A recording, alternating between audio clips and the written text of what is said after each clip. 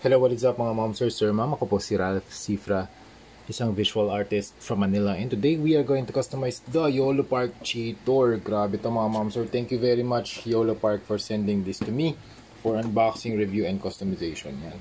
So yan, na-prepare na natin yung mga pieces. Gumamit ako ng alligator clips and blue tack para i-handle yung mga parts.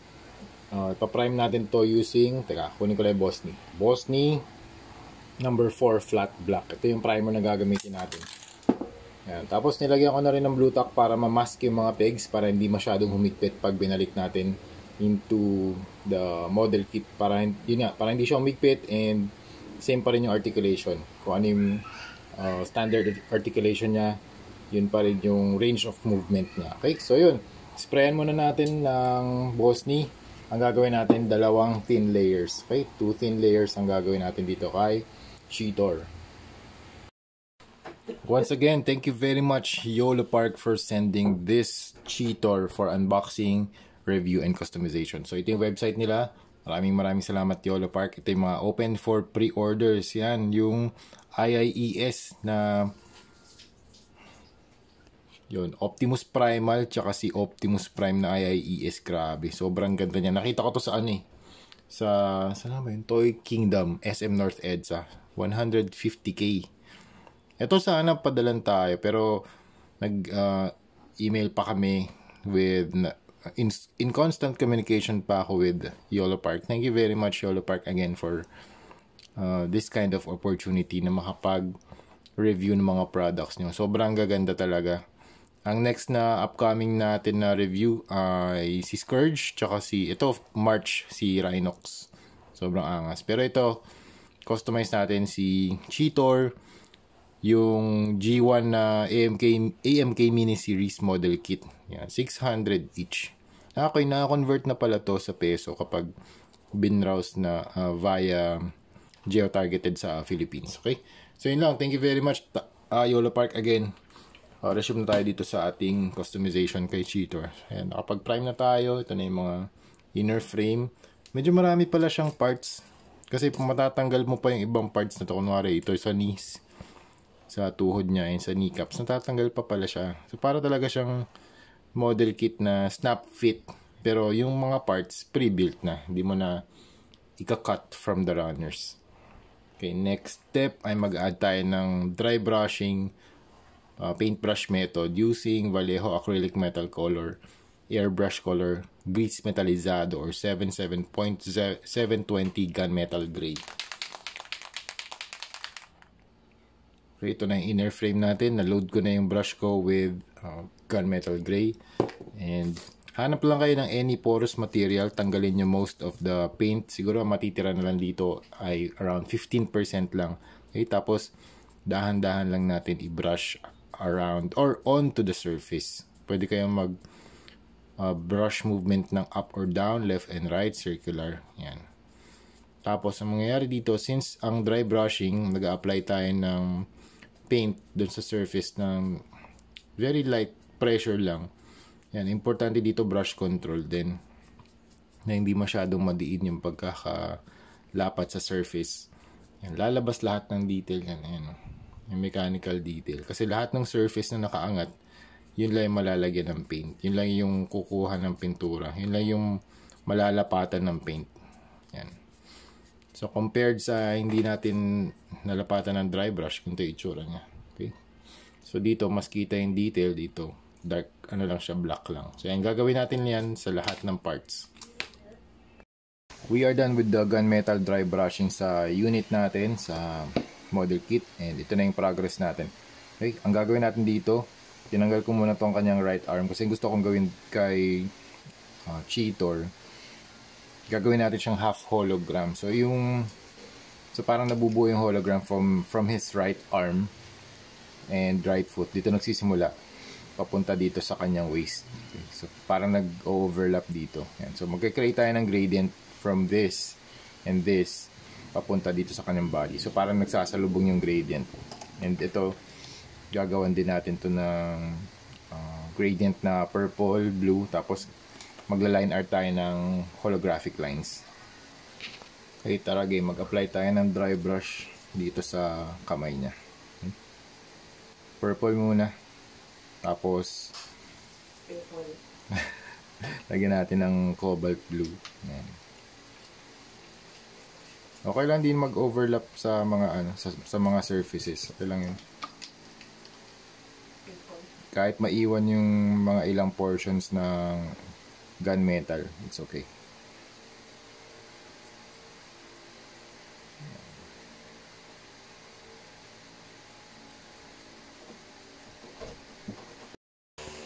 Next na gagamitin natin pintura ay Hero High Pigmented Water-Based Acrylic Cobalt Blue naman. Okay, same process lang din. Same process kung paano nyo ginawa yung dry brushing dun sa purple. Ganun lang din tong blue. Mix lang ng mga kulay para lang ma-break yung monotony ng purple. Para makapag-mix tayo ng mga kulay din. Mas maganda kasi pag yung ano mas preferred ko kapag maraming hues or nagbabago-bago yung hues ng hologram. Pero groundwork pa lang naman to kasi maglalagay pa tayo ng hologram lines after nito. Next na color na gagamitin natin for dry brushing ay PH149 Light Turquoise from Armored Komodo. Water-based acrylic din to mga ma'am sir. Same process lang din. 85% of the paint tatanggalin natin dun sa brush. Tapos 15% lang yung matitira. Ayan. Tapos dry brush lang din from the bottom to the top. Pwede ang movement ng brush nyo, left to right, right to left, circular. Yan. Kung anong gusto nyong brush movement. Next color na gagamitin naman natin, PH121 Lime Green para sa mga brightest parts ng kanyang para sa mga sections na may mga brightest parts like yung chest and yung eyes. Okay, dry brushing technique lang din gagawin natin.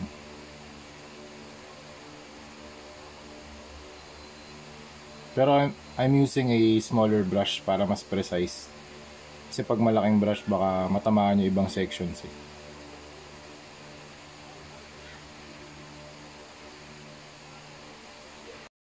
Okay, so ito na yung status ng ating model kit or yung ating action figure na customized na rin to. Yung mga paint na apply na rin natin.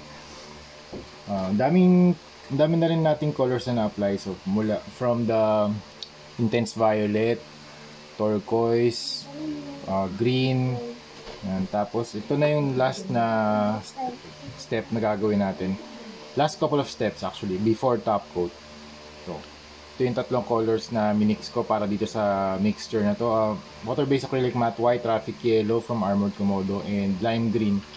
Yan. Ito yung mixture, nilagay ko na lang dito plus water. Yan. Tapos ito yung gagamitin kong brush. Yan. Mas maliit, mas fine. Tapos line art na tayo.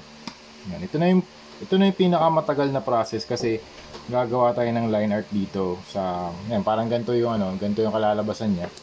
Okay? Sample lang natin. Okay?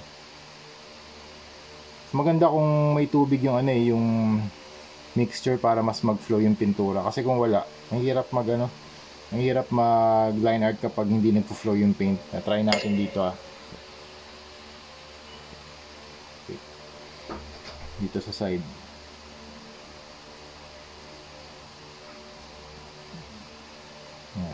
Ganyan. So parang yung concept natin dito nagsisimula yung hologram. Ayan, pag ganyan, hologram siya. Okay, tapos dito sa arm, sa right arm niya, gagawin din natin itong full hologram. Okay? Sige, balikan ko kayo kapag natapos ko na siya. Yan, and we are done with our project. Ang last na in-apply ko na lang dito yung mga highlights, yung white. Ito yung ginamit ko, Armored Komodo PH180 white. Mga finishing touches na lang dito sa area na to, sa chest. Yan, tsaka dito sa mga corners. Nilagyan ko lang ng konting highlights. Yan. Yan, para lang meron tayong last level of highlight. Tsaka yung sa eyes, gusto ko lang din i-emphasize din yung pinaka brightest parts yan, yung eyes, yung chest, tsaka yung corners ng armor plate sa arms and sa thighs.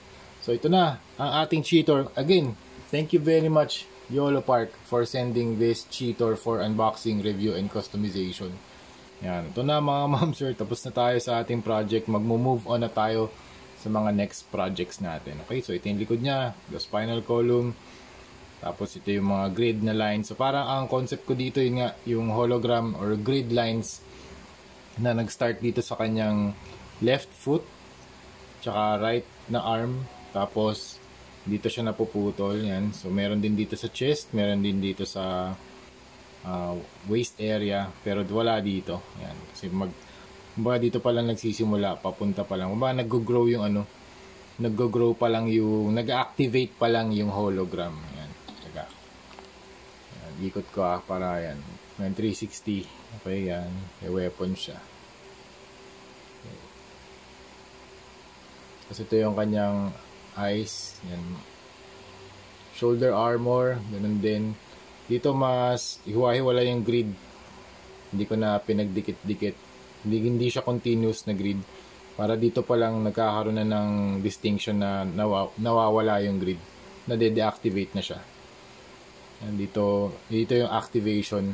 Yan. Dito hindi pa na-activate. So wala pa siyang grid line. So dito meron din sa chest para mas ma-emphasize din yung chest area. Sa weapon meron din. Ayan, konti lang naman. Para may contrast lang din yung pointed tip. Ayan.